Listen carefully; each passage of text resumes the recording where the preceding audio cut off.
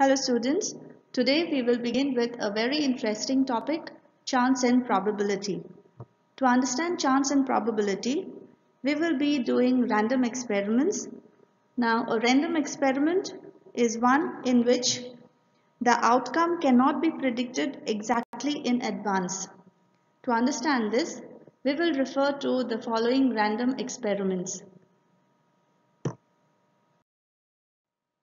That is, throwing a die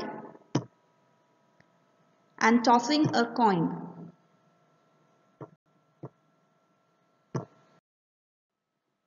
Let us begin with the random experiment of throwing a die. A die has 6 sides which are all equally likely to be rolled. Each side has a different number written on it. We can roll a 1, 2, 3, 4, 5 or a 6.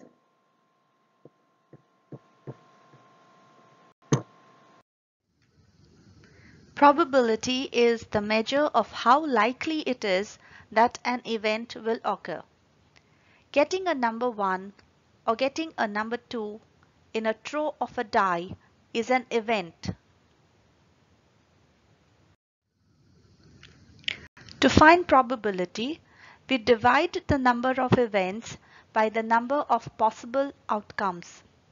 This will give us the probability of a single event occurring. So probability is equal to number of events upon the number of outcomes. We will use this formula to find the probability cited in the following examples. Now let us see what is the probability of rolling a 1. To write the probability of rolling a 1, we will express it as a fraction. First, we will start by counting how many 1s are there on the die and how many total outcomes we can get. So here we can see we have 1, 2, 3, 4, 5, 6. So there are 6 total outcomes. And how many 1s? We have 1, 1. Since there are 6 different outcomes in total that we can roll, we can say that the fraction will be out of 6. But only one side of the die is 1. So the probability of rolling a 1 is 1 upon 6. Similarly, if we are to find the probability of rolling a 3, we will see what is the total outcomes that are possible and the number of times the 3 appears. How many 3s or how many times is 3 appearing on the dice? Only once. And the total outcomes is 6. So we have 1, 2, 3, 4, 5, 6. That means if we write the probability of getting a 3, it can be expressed as 1 upon 6. Now in the same way, we can say that a die has 6 equally likely outcomes, that is 1, 2, 3, 4, 5, 6, and the probability of rolling each number is 1 upon 6. What it means is, if in case you are asked what is the probability of rolling a 2, 2 appears once on the die out of total 6 outcomes. So it will be 1 upon 6. What if you were asked what is the probability of rolling a 4? How many times is 4 appearing? Once. So it is 1 upon the total outcomes. So that is what I meant when I said that a die has 6 equally likely outcomes and the probability of rolling each number is 1 upon 6. Now let us see what is the probability of rolling an odd number. If we look at the die, there are 3 possibilities. We have 1, 3 and 5 out of 6 total outcomes. So we have 1, 2, 3, 4, 5, 6 outcomes and we have 3 possibilities. So if we are to express this as a fraction, We will write how many odd numbers are there first. That is 1, 3 and 5. The total outcomes is 6. Expressing it as a fraction, we will get 3 upon 6. On reducing this further, we will get 1 upon 2. So the probability of rolling an odd number is 1 upon 2.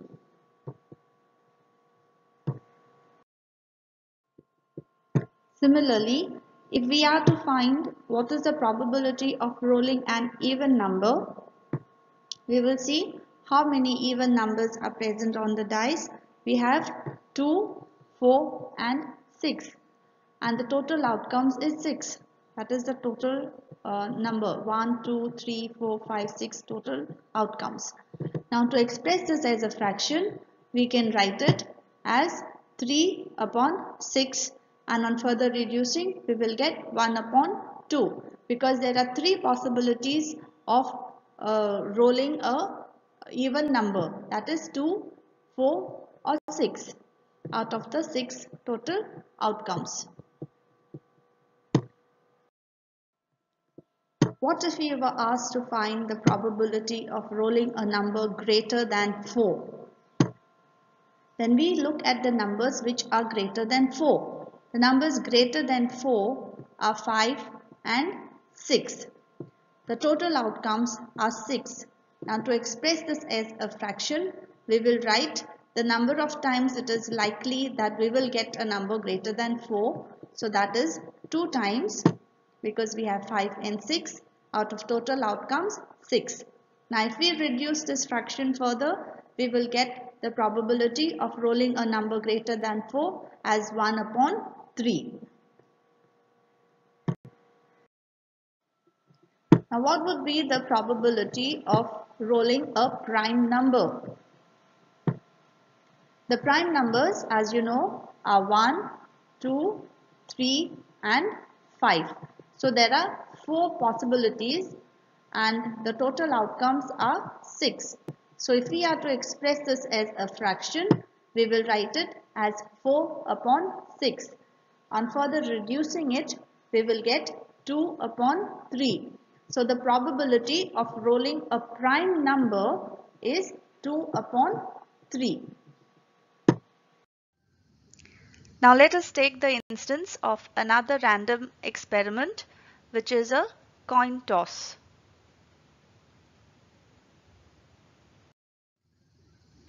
When we flip a coin, there is always a probability to get a head or a tail. Therefore, the probability is 50%. Suppose a coin is tossed, then there are 2 possible outcomes. The event occurring might either be a head or a tail.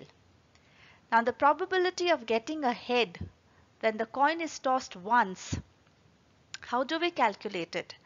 First we will see how many events are possible. So the number of events possible, that is how many times will we get a head if the coin is tossed once, is just 1. But the total outcomes are 2, because we can either get a head or a tail. So the event of getting a head is 1 and the total outcomes is 2. So expressing it as a fraction, we can state that the probability of getting a head is 1 upon 2. Likewise, what would be the probability of getting a tail when a coin is tossed once? Now the number of times that this event is likely to occur is 1. That is, when the coin is tossed once, it is only once that we will get a tail. So the total outcomes is 2. So the probability of getting a tail is 1 upon 2. Now what if the coin was tossed twice at random? What would be the probability of getting at least one head or the same face? The possible outcomes are that we can get a head and a head, or we could get a head and a tail, or we could get a tail and a head, or we could get both tail and a tail. So the total number of outcomes is 4, So we'll take this as outcome 1, outcome 2, outcome 3 and outcome 4. So total number of outcomes is 4. Now what is the number of events having at least one head? Because we are asked what is the probability of getting at least one head. So look at the possible outcomes. How many times is it possible that we will get a head? So we've got a head here and we've got a head here and we've got a head here. So that means the number of events having at least one head is 3. Out of the total outcomes, 4. So expressing it as a fraction, we can say the probability of getting a head is 3 upon 4. Now let's see the next question. What is the probability of getting the same face? Now we know that there are 4 possible outcomes, which are head head, tail tail, head tail or tail head. So these are 4 possible outcomes. Now what is the number of events having the same face? Which means it should have head head, tail tail. So we have 2 events out of the total 4 outcomes. So the probability of getting the same face is 2 upon 4. This can be further reduced and we will get 1 upon 2. Let us look at a few more random experiments. What is the likelihood of choosing a day that falls on the weekend when randomly picking a day of the week? Now here we have the days of the week. We have 7 days in a week. We have Monday to Sunday, and Saturday and Sunday are the weekends. A day that falls on the weekend is an event, and the number of outcomes is the total number of days in a week, which is 7. Now days that are weekends are Saturday and Sunday. Therefore the events are 2 out of the total outcomes 7. So the probability of choosing a day that falls on a weekend is 2 upon 7. Let us take another experiment. A jar contains 4 yellow marbles, 5 red marbles and 11 green marbles. If a marble is drawn from the jar at random, what is the probability that this marble is red? So we've got 4 yellow marbles, 5 red marbles and 11 green marbles. The number of events is 5.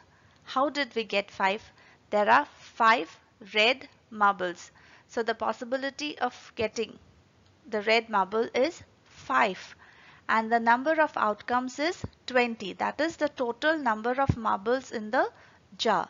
So the probability is the number of events, likely events upon the total number of outcomes. So what is the number of events? It is 5. Total outcomes is 20. Reducing this fraction, you will get 1 upon 4. Now what if we are asked to calculate the probability of multiple random events? Let's take the same example. A jar contains 4 yellow marbles, 5 red marbles and 11 green marbles. If 3 marbles are drawn from the jar at random, what is the probability that the first marble is red, the second marble is yellow and the third is green?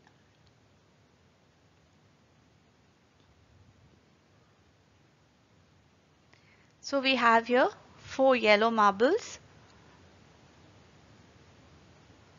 we have 5 red marbles and we have 11 green marbles. The probability that the first marble is red is 5 upon 20. How did we get that? We just saw that there are 5 possible events in which we can get a red marble. Out of the total outcomes, total number of marbles, that is 20.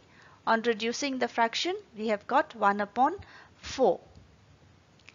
The probability of the second marble being yellow is 4 upon 19 because we have one less marble. How one less marble? Because here we have taken the probability that the first marble is red. So we have already picked up one marble and that marble is red. So the total marbles which are remaining in the jar is 19. So the total outcomes is 19. The probability of getting the second marble yellow is 4 upon 19 since there are 4 possible events. There are 4 yellow marbles.